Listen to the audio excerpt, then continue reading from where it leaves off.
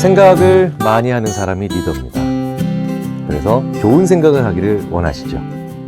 그런데 재밌는 건 어떤 생각이 잘 마무리되고 난 다음에 나중에 자기가 원래 했던, 예전에 했던 생각을 돌아보는 바로 그 생각.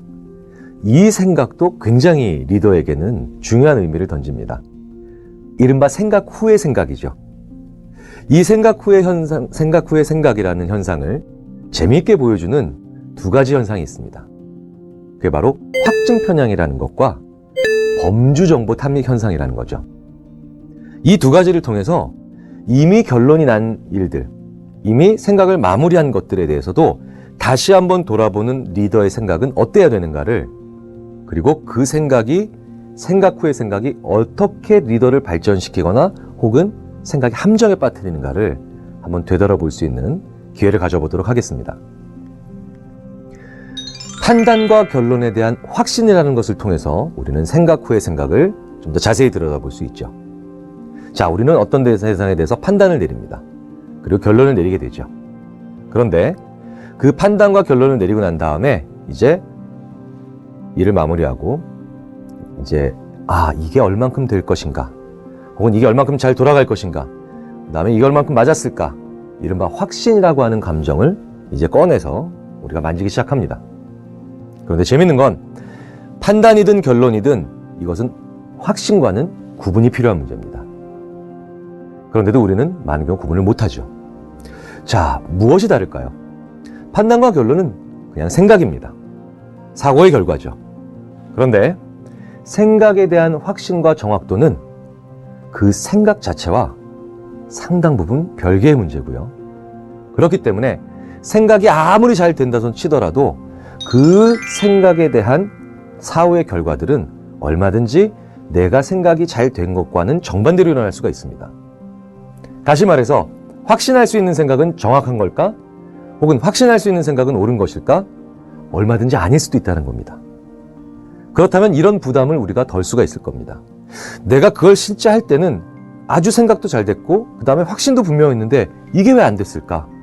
이게 실패한 이유를 도대체 무엇일까? 라고 하는 이런 여러 가지 자괴감들로부터 우리가 무책임하게 벗어나는 게 아니라 생산적으로 자유로워질 수가 있습니다. 자, 그 현상을 하나씩 알아보도록 하겠습니다.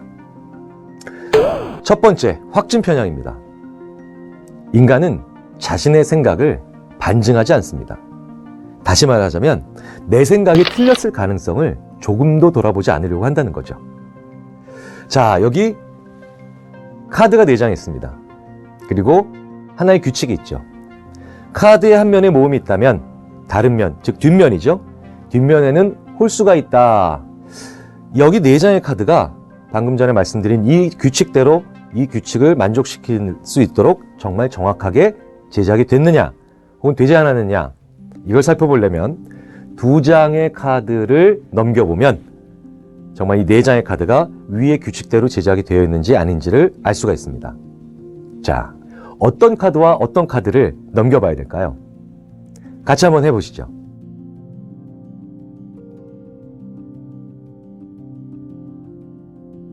자, 이제 한번 정답을 확인해 보도록 하겠습니다. 자, 맨 왼쪽에 있는 A 선택하셨나요? 네, 실제로 많은 분들이 A를 선택하십니다. 네, 축하드립니다. 이건 맞는 답입니다.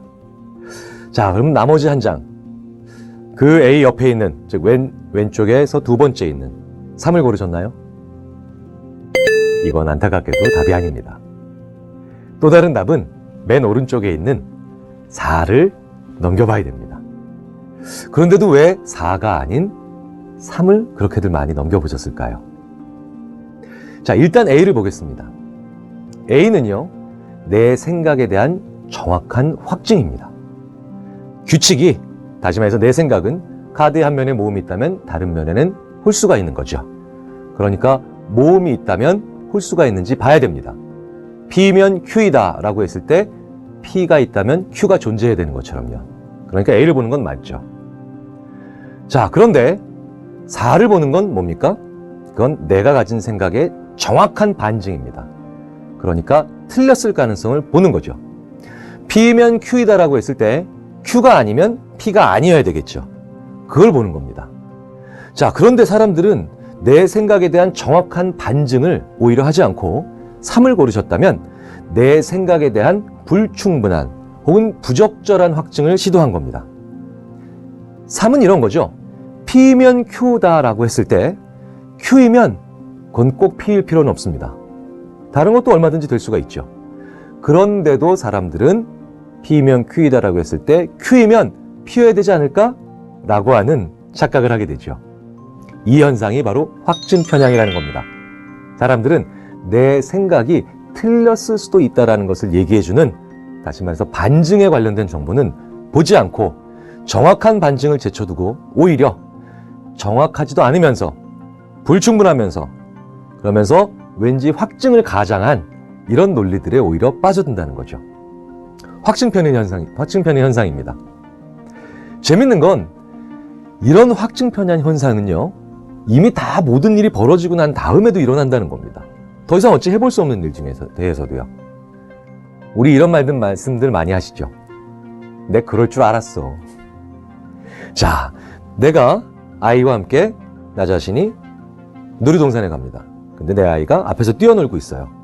근데 아이를 부릅니다. 근데 아이가 아빠 하고 나한테 달려옵니다. 근데 막 달려오다가 갑자기 넘어져서 무릎에 상처가 납니다. 그럼 그 아이를 딱 잡고 제가 무릎을 털어주면서 핀잔을 주죠. 너네 그럴 줄 알았어. 과연 그럴 줄 알았을까요? 그렇지 않았을 경우가 대부분이죠. 그런데 왜 이런 말들을 할까요? 정말 많이들 하지 않습니까? 인간은 판단의 과정은 물론이고 결과의 발생 이후에도 당황스럽다라고 하는 것을 가장 싫어합니다. 그리고 내가 당황했다라는 것을 남에게 보여주기는 더더욱 싫어하죠. 내 아이가 나한테 달려오는 순간에 바로 넘어지기 직전까지는 나는 그냥 아유, 내 아이가 나를 참 좋아하는구나, 아빠를 사랑하는구나 라는 정도의 생각밖에 가지고 있지 않았습니다. 다시 말해서 내 아이가 넘어질 줄 몰랐다는 거죠. 그런데 내 앞에서 아이가 넘어집니다. 나는 당황했습니다. 그런데 당황하기 싫거든요. 그리고 내 아이한테 아빠가 당황했다라고 하는 것을 보여주기 싫은 겁니다. 그러면 사실은 몰래부터는 몰랐지만 일이 이미 일어나고 난 다음에 난 원래 알고 있었어. 다시 말해서 내 그럴 줄 알았어 라고 우리는 말을 한다는 거죠. 일이 다 일어나고 난 다음에 일어나는 확증 편향입니다. 리더가 빠지기 쉬운 제일 빈번한 함정 중에 하나죠. 왜? 당황스러워하는 것을 남에게 보여주기 싫어하는 사람을 우리는 점잖다라고 얘기를 하죠. 점잖은 사람은 내 당황스러움을 다른 사람한테 보여주는 게 그렇게 선뜻 할 수 있는 행동이 아닙니다. 다시 말해서 리더가 빠지기 쉬운 함정 중에 하나가 이른바 사후 확증 편향이라는 거죠. 네, 그럴 줄 알았어. 우리가 이런 말들은 사실은 하면서 대부분의 경우 사실은 네, 그럴 줄 몰랐었던 경우가 더 많습니다. 게다가 인간은 자기가 판단을 확실히 했다는 느낌을 주는 정보를 좋아하기까지도 합니다. 이른바 명사탐닉 현상이죠. 이 명사탐닉 현상이라고 하는 것은 어떤 판단을 하고 난 다음에 그 판단의 정확성 여부보다는 내가 판단을 잘했다는 느낌을 가지는 것에 오히려 더 집착하는 현상을 의미합니다. 자, 예를 한번 들어볼까요? 의미상으로는 완전히 같은 두 표현을 들려드릴 겁니다, 지금부터. 그런데 왠지 느낌의 강도는 다릅니다. 첫 번째는 이런 표현입니다. 길동이가 사람을 죽였대. 이러면 사람들은요, 왜 그랬대? 아니, 걔한테 무슨 일이 있었대? 이러면서 어떤 일이 있었는지를 알려고 합니다. 자, 그런데 똑같은 의미이지만 전혀 다른 느낌을 주는 표현 하나를 들려드리겠습니다. 이런 거죠. 길동이가 살인자래.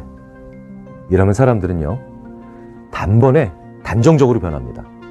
그거 진짜 나쁜 녀석이었구나. 내가 그런 놈이랑 지금까지 친구로 지냈다니. 이렇게 얘기를 합니다. 길동이가 사람을 죽였대라는 표현과 길동이가 살인자라는 표현은 같은 의미죠. 그런데도 왜 두 번째 표현에서 우리는 훨씬 더 단정적으로 변했을까요? 명사를 썼기 때문이죠. 명사 범주를 듣게 되면 우리 인간은 내 판단의 정확성보다 내 판단이 맞았다라는 확신을 더 빨리 가지게 됩니다. 그런데 내 판단이 맞았다라는 확신과 그 다음에 그 정확성은 별개의 문제라는 거죠. 그럼에도 불구하고 판단을 빨리 하게 해주는, 그리고 확신을 주는 이런 정보들에 우리는 정확성까지도 같이 가지고 있을 거라고 착각을 하면서 이런 정보들을 주로 봅니다. 30분이라고 하는 짧은 시간이 있습니다와 30분이라고 하는 충분한 시간이 있습니다. 이렇게 두 문장을 전제로 한 뒤 같은 사람의 인사 서류를 검토하게 합니다. 그러면 30분이라는 짧은 시간밖에 없습니다라는 말을 들은 사람들은 그 동일하게 주어진 30분 시간 내에 그 사람의 인사 서류에서 명사 범주만 계속 쳐다봅니다. 어느 학교를 나왔는지, 고향이 어디인지, 어떤 커리어 직함을 가졌었는지. 그런데 30분이라고 하는 충분한 시간이 있다라고 얘기를 들은 사람들은 내 판단의 확신과 정확성을 구분하기 시작합니다. 왜냐하면 이제 시간이 충분하니까 정확성에 대한 생각들을 별도로 가져보기 시작하는 거죠. 그래서 자기소개서 혹은 그 외에 명사범주에서 설명하지 못하는 정보들을 보기 위해서 사람들은 서류를 들춰보기 시작하죠. 자, 리더는 늘 판단하고 결정 내립니다. 그런데 리더인 나 자신의 신념이 정말 옳을까요? 더 정확히는 옳다고 생각이 되는 걸까요? 사실 아닌 경우가 굉장히 많습니다. 나는 내 가치관과 신념에 부합되는 것만 보고 기억하려고 할 경향이 강합니다. 이른바 확신 편향이죠. 게다가 내 판단이 맞다고 빠르게 이야기해 줄 수 있는 압축된 정보인 명사 탐닉 현상들을 우리는 부지불식간에 범할 수도 있을 겁니다. 어떤 일이 일어나기 전 혹은 일어나기 후에 내 그럴 줄 알았어라는 말 한마디를 자제해 볼 필요가 있습니다. 명사화된 여러 가지 정보들, 지역, 출신, 학교, 그 외에 여러 가지 성별과 같은 내 판단을 쉽고 빠르게 맞다라고 하는 확신을 가짜로 주고 있는 정보들을 물리치고 그 사람을 묘사하고 있는 보다 질적인 정보에 우리의 눈길을 기울일 필요가 있습니다. 이 두 가지를 통해서 우리의 생각과 판단은 좀 더 정확해질 수가 있습니다.